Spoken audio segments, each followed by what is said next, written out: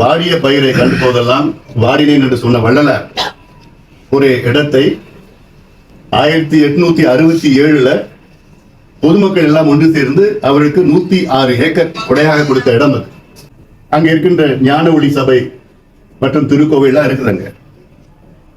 அந்த இடத்துல சமீபத்தில் தமிழக அரசு வள்ளலார் சர்வதேச மையம் என்று ஒரு அமைப்புக்காக கிட்டத்தட்ட அந்த 70 ஏக்கரை கையகப்படுத்த திட்டமிட்டிருக்கிறார்கள்.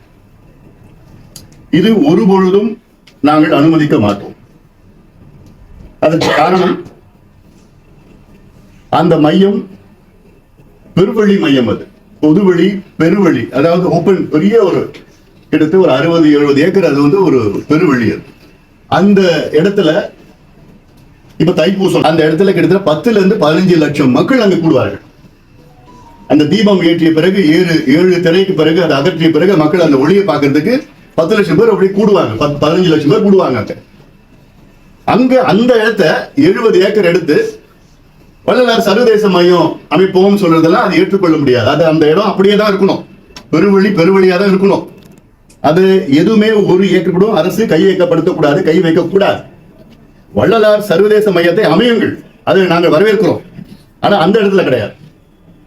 பக்கத்துல சேத்தியாத்தோப்பு நெடுஞ்சா சாலை இருக்குது, விருதாச்சலம் சாலையில எவ்வளவு இடம் இருக்கு, கும்பகோணம் சாலையில எவ்வளவு இடம் இருக்கு, கடலூர் சாலையில எவ்வளவு இடம் இருக்குது, அங்க எடுத்துட்டு போங்க. 200 ஏக்கர் 500 ஏக்கர்ல மையம் அமையுங்க.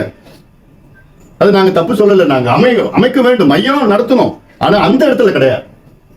அது ஒரு புனிதமான இடமா நாங்க பாக்குறோம்.